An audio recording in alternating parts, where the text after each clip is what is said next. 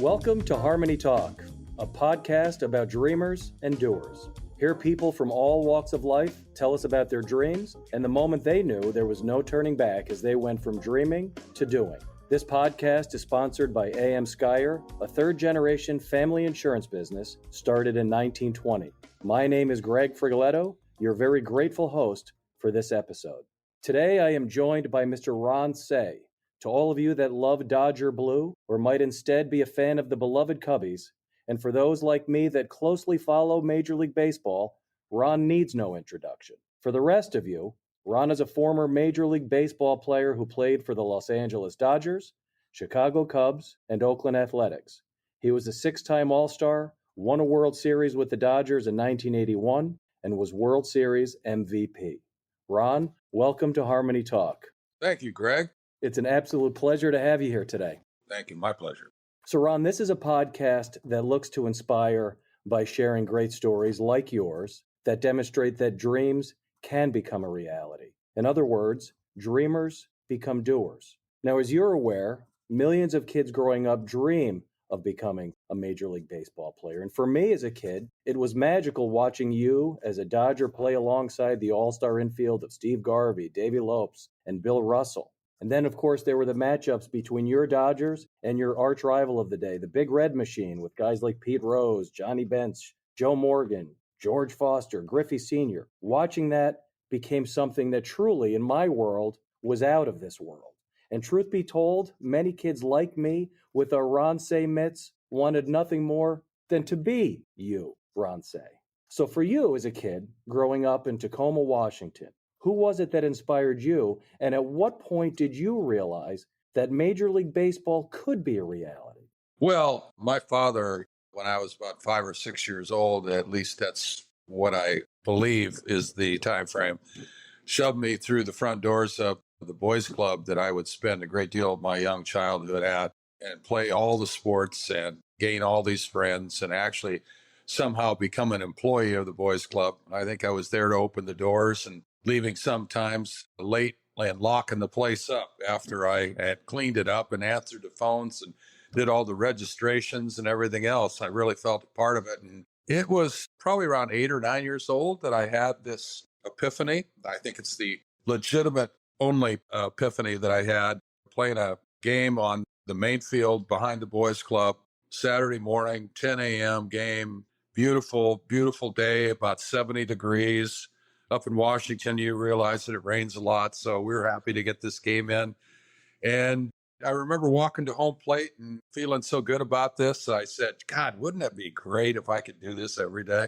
And the epiphany opened, epiphany closed, but the dream did not. The dream continued on. And I turned down many fishing trips with my dad, family trips with my family to go play baseball.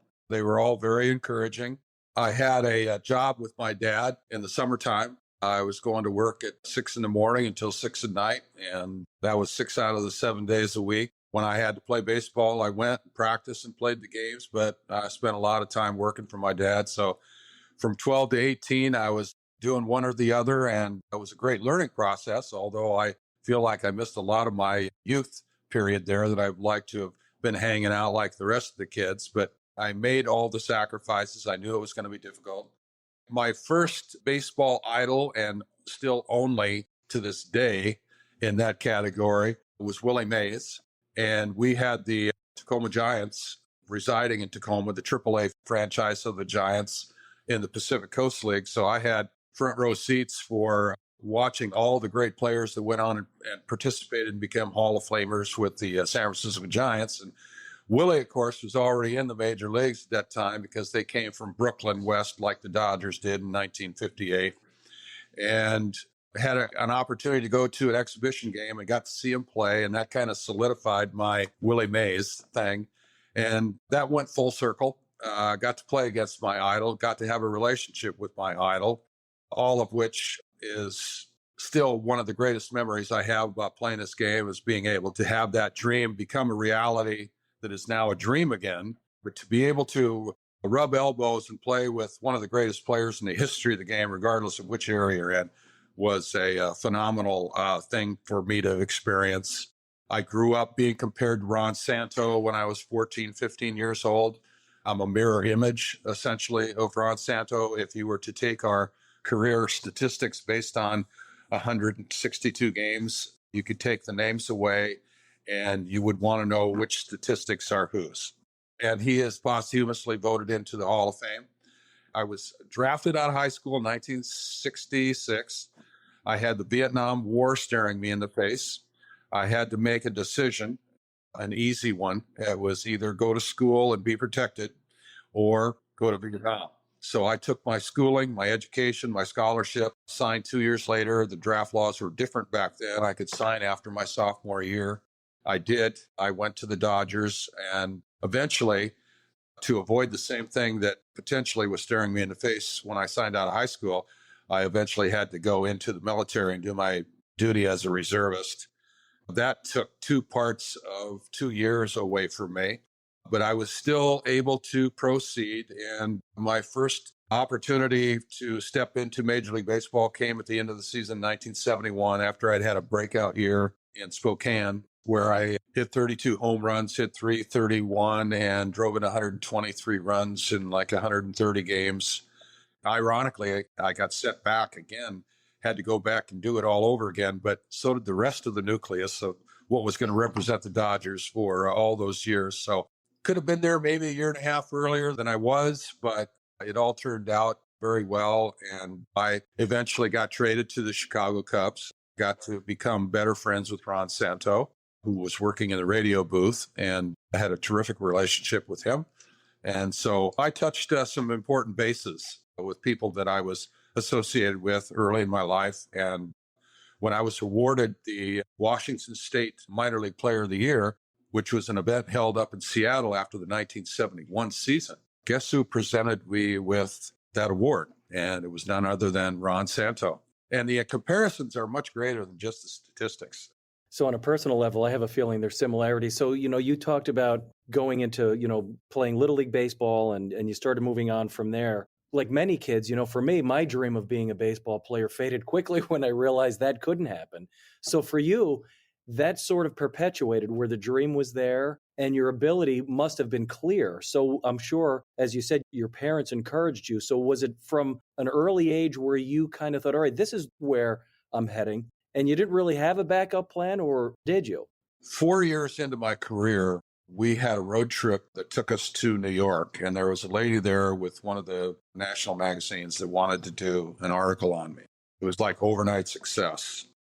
This was an article that started out getting background. And I mentioned that I had had this childhood dream of becoming a Major League Baseball player. And she said, well, what would you have done if you hadn't played Major League Baseball? And I said, there was no other option. I was going to play Major League Baseball. And she said, oh, I'm sorry. Maybe you didn't understand me. And I said, maybe you didn't understand me. Look, I realized that I was very fortunate. The odds are so stacked against you. When you have these summer drafts that are coming up here pretty soon in June for the players who are eligible in this year, they're the top players in the country at this point in time, high school, junior college. They're the best available guys. 97% of those guys are going to go home unhappy. And it didn't bother me. I felt like, okay, what's next? Now, did it come naturally, Ron, or did you have to work at it? I'm 76 years old, so I've had a chance to go over my past quite a bit. When I was playing, baseball was first. And I loved playing football, and I was good at it. And I was good at basketball, and I loved playing it. So I played everything through high school. We had 3-year high schools back then. I was an all-star performer in every sport that I played in high school. I won 9 letters. Pretty much, they used to call me in articles in the newspapers, in our local newspapers, Mr. All Everything. And I was far from that, but it sounded nice. But regardless of how well I played in the other sports, I knew that baseball was the end result there. Certainly too short, wasn't skilled enough to be that kind of a basketball player. In high school, fine. Football, the same way. I was a top running back. I was actually, Street and Smith magazine had me listed as the #1 running back in the state of Washington in the 1966 high school season, of which I got hurt. So that took care of that dream. And I wasn't really that kind of a player either. There were other players, but I was good enough to be, I guess, in the mix. You mentioned when you were playing football, you sustained an injury. And nowadays, what happens, Ron, is a lot of kids, and maybe even more so their parents, they make this decision where they're going to be a one sport athlete. And then they don't have the opportunities that you did to play multiple sports. What are your thoughts on the one sport athlete mentality that you so often see nowadays? Well, my only hope is that you don't sustain injuries along the way that allow your body to grow in the manner that it should. They talk about pitching mostly is the concern. They don't like kids throwing breaking balls, as an example, at an early age, and they like to keep the pitch count down, which I totally understand. That would be one concern. The other is burnout. I don't want these kids to come to the ballpark every day and now at 11 years old, man, I wish I was at the park, or I wish I was swimming or whatever.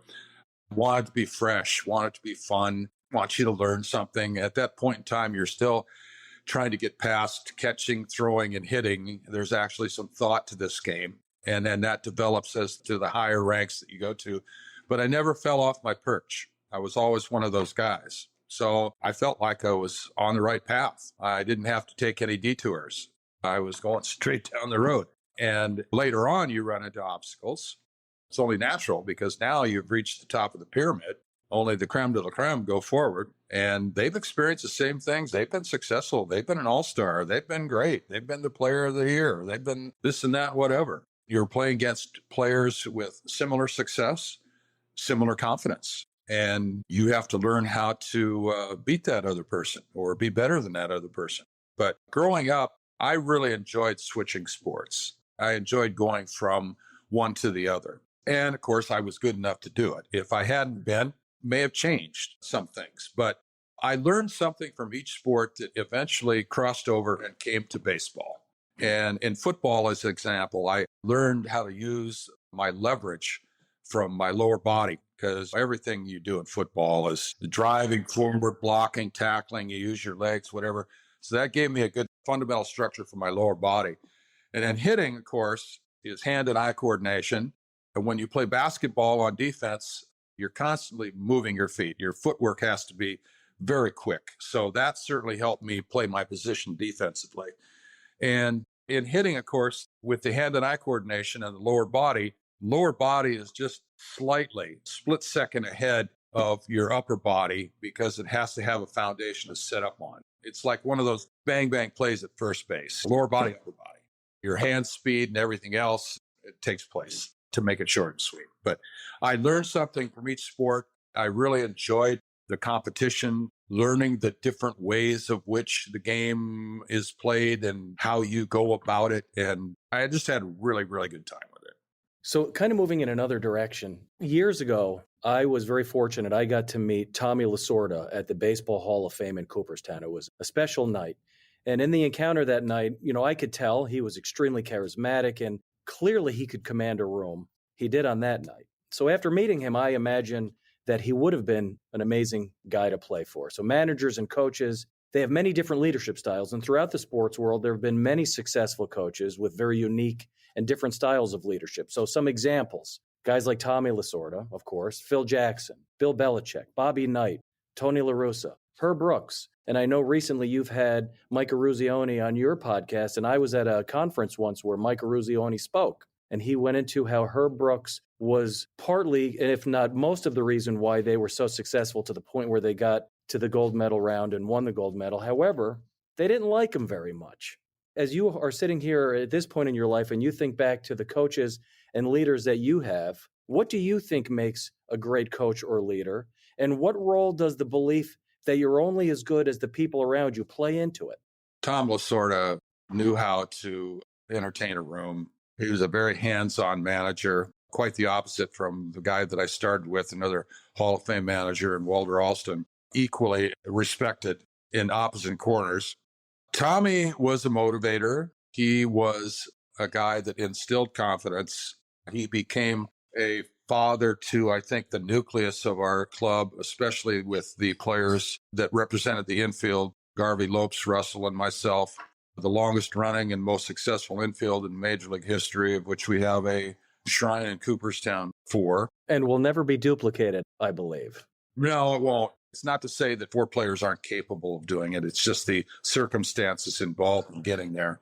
Tommy, he had his boys, and we were his boys, and there were others. And he took us under his wing, and we did things together a lot. And we spent a great deal of time together away from the field. We took extra batting practice from Tommy, who threw the BP.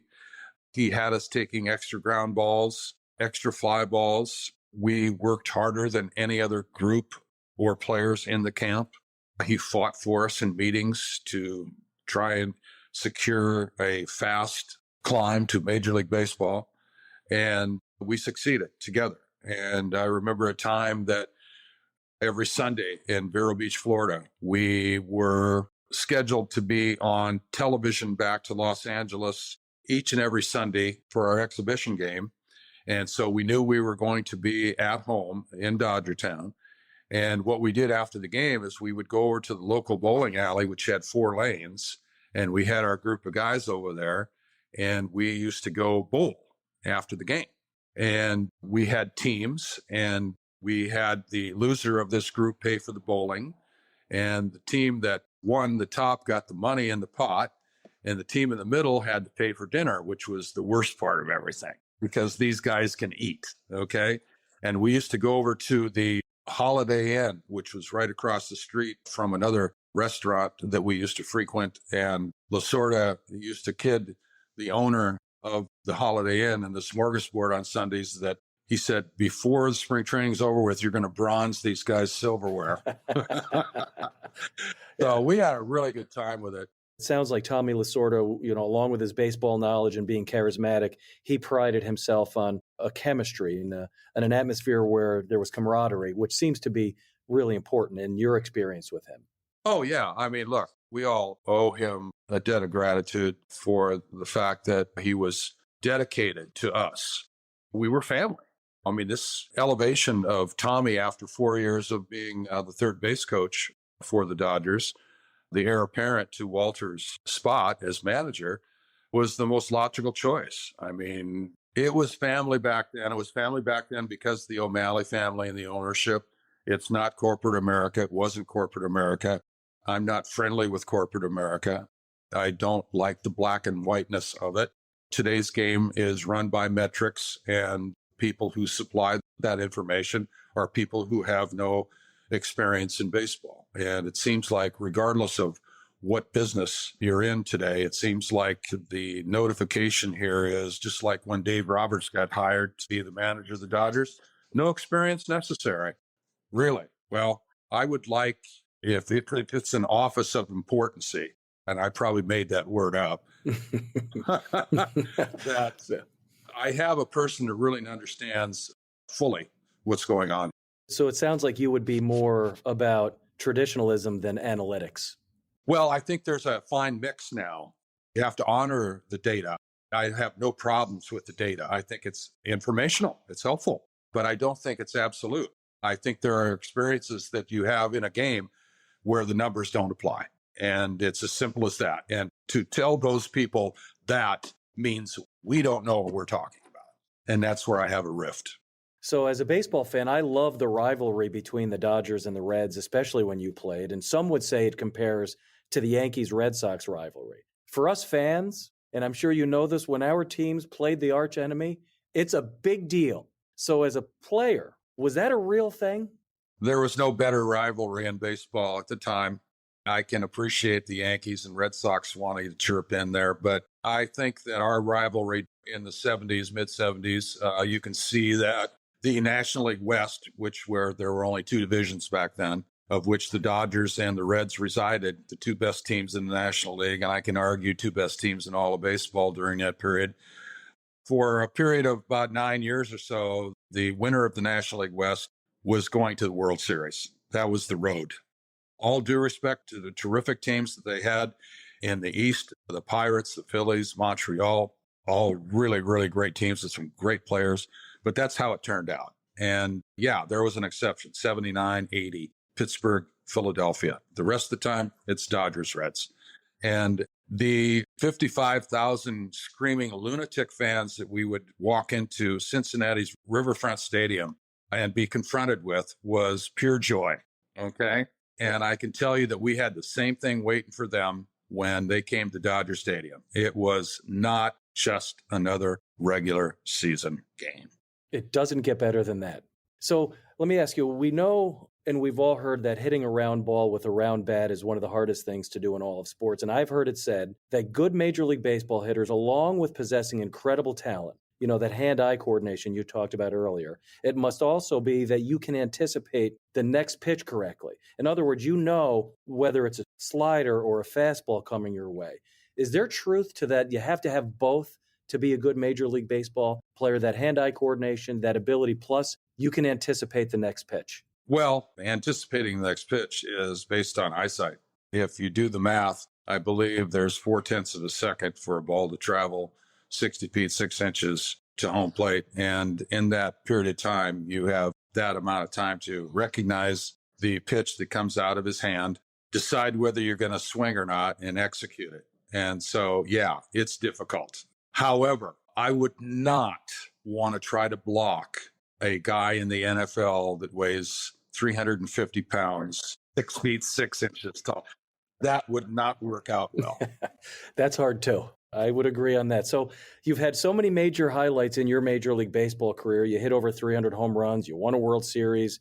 You were World Series MVP, 6-time All-Star. Do you have a greatest memory? Winning the World Championship was our ultimate goal. Played in 4 World Series. We were knocking on the door all the time. We had disappointments. Biggest one coming in 1978 when we pretty much, I thought, had this series under control until an interference call with Reggie Jackson in the 6th inning of Game 3 that changed the complexion of the entire series. And we fell into a funk right after that and lost. So that's my worst memory that I have in Major League Baseball. Everybody wants to be world champions. And when you become the MVP of all of that, then what else is there? And I am so thrilled that I was able to reach the crest of that mountain and to not only take the World Series championship trophy back to Los Angeles, but to be able to be an MVP in that series was, well, the cherry on the top. There were other great things that I was able to accomplish. I'm the highest ranked Los Angeles Dodger infielder all time by WAR. Of the 10 years that I played there, I was the number 1 ranked player 6 of those years. The other 4 years, Willie Crawford was once, Jimmy Wynn, Reggie Smith, and Pedro Guerrero.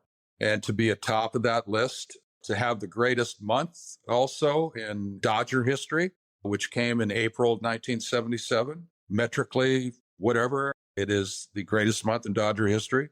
I set a major league record for runs batted in that month with 29 in 20 games.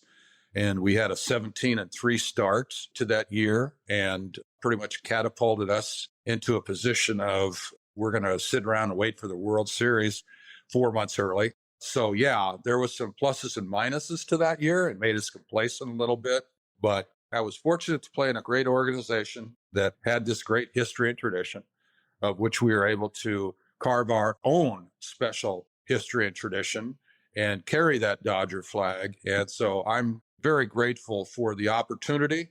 It was a pleasure and honor to wear the Dodger uniform and to represent it in the way that we did. We made the O'Malley family proud. And we've had that conversation before because the halls of Vero Beach, if you had ever had the opportunity to visit there, was lined with Dodger history and tradition of all the great teams and players there. And so the fact is that I wanted to be that player. I wanted our stuff up there. And eventually that happened. A few of my buddies and I have made it a goal to get to every Major League Baseball park in America. We're referred to as the Tour 4. We've hit all Major League Baseball parks, but just a few. And you've been able to call Dodger Stadium your home field. You've been able to call Wrigley Field your home field. And when my buddies and I were in Cincinnati, we actually bumped into Pete Rose. And he was in the mood to talk. And as we were talking, he was asking us what we were doing. And when we explained to him what our deal was, we asked him the same question I have for you. What Major League Baseball park would you recommend as the must-see or don't-miss park for baseball fans? And I think I know what your answer is going to be. Well, Look, I'm prejudicial. I played in what I feel was the best ballpark in the world, in Dodger Stadium. And a lot of it has to do with our fan support. We were the first team in Major League history that took attendance over 3 million. I was very fortunate as a kid. I always wanted to get to Yankee Stadium. Yankee Stadium was a must. My first appearance in Yankee Stadium was actually as the starting third baseman in the 1977 All-Star game. And that was a big thrill. And then, of course, we went back and played in the World Series that same year. And I hit my first home run in game 2 of that series. Wrigley Field, one of the 3 standing longest running fields in baseball history, still there along with Boston and Dodger Stadium. So certainly glad that I had that opportunity. There were plenty of other stadiums that I was disappointed with. I thought they would be better than the clubhouses would be better than they actually were. But today's ballparks are streamlined. They are definitely fit for today's modern day player. They have enormous clubhouses. They have every amenity available to them. So they should feel very well taken care of in today's game. Nowadays, if they don't have sushi at the park, it's a bad place, Well, they have their own chef. They have their own kitchen. So pretty much the chef knows what everybody's specialties are. And there you have it.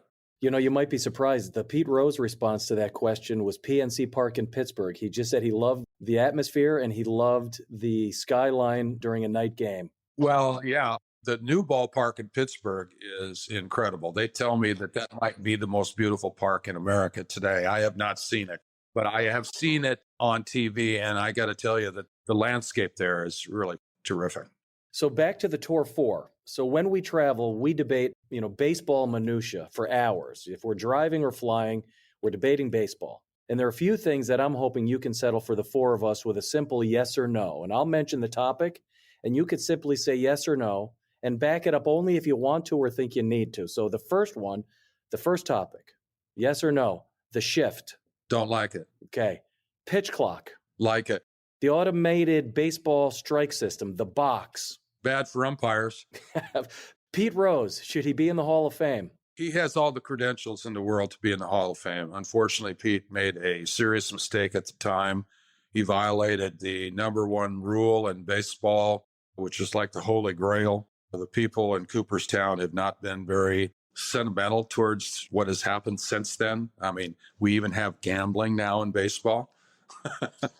Then, of course, the steroid era, which I'm told that we have players that are in the Hall of Fame who used steroids.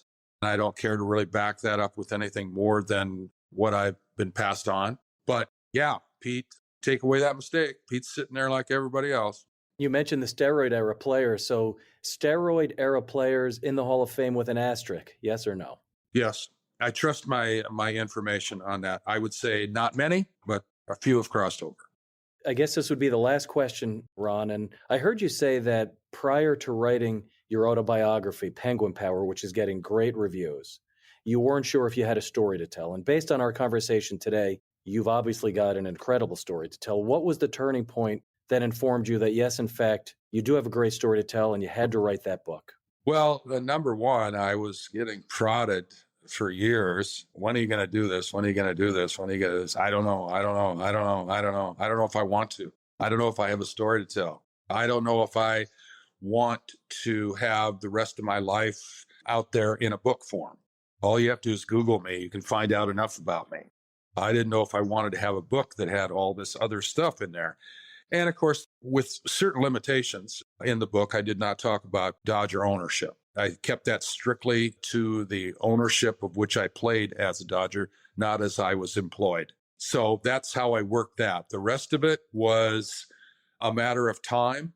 I was now not working for the club any longer. I'm now doing a podcast. I decided that through the prodding of one friend that finally pushed me over and dropping all these walls of, as an athlete, as a celebrity, which falls hand in hand. You have a lot of walls up. There's a lot of people trying to protect you from this, that, and whatever. So there's a little bit of hesitancy about it. And I finally decided that I do have the time. I do have a story to tell. I hope they like the story that I have to tell. It's meant to be pretty much a book about if you have a dream, follow it. You might end up achieving it. And there are a lot of people who've had those same thoughts, and they run into issues down the road in which you can't overcome them. Maybe it's a family issue where you have to go help now your family in need. There was the war back when Ted Williams played and lost 4 years of service to Major League Baseball. All kinds of things can divert your path, but I was fortunate to be able to stay on it and achieve it and explain the bumps and bruises that go along with it. It wasn't an easy trek. I just didn't walk through it. There were lots of different setbacks of different kinds. That is the part I think that baseball teaches you. You know, it's the only sport where you can fail 70% of the time in terms of your batting average, which is only a minor statistic in terms of today's metrics, that you can be successful and considered great in the 1 percentile. Think of it. If you were a salesman, if you failed 70% of the time selling your product, do you think you'd be selling that product much longer? I mean, so yeah, there were plenty of things. And you have to be resilient. You're going to fail most of the time. And you got to be able to say, I'm going to get back up and give this another shot. Well, I think you have a great story to tell, and I'm very happy that you went through and wrote Penguin Power, and I'm more happy that you got to share some of your story with us today here at Harmony Talk and reminded us all to dream big and be reminded that dreamers can become doers. So I thank you for being with us, Ron, and I thank you for sharing your story. It's been a pleasure and an honor. I have thoroughly enjoyed it, Greg. And yes, I was one of those guys, experienced all of that. And trust me, don't be afraid to follow that road. You be the determining factor as to whether or not you either move forward or stand back. But it can be achieved. If I can do it, there's plenty of people out there who can do it. I've been talking with Ron Cey, husband, father, retired Major League Baseball player, author, podcaster. I encourage you to check out Ron's podcast, The Ron Cey Show, and please check out his book, an autobiography titled Penguin Power, a book about Dodger Blue, Hollywood Lights, and Ron's 1 in a million big league journey. This has been Harmony Talk by A.M. Skyer, a third-generation family insurance business started in 1920. I'm Greg Frigoletto. Thank you to Ron Cey for being with us today. To our listeners, continue to dream and keep doing.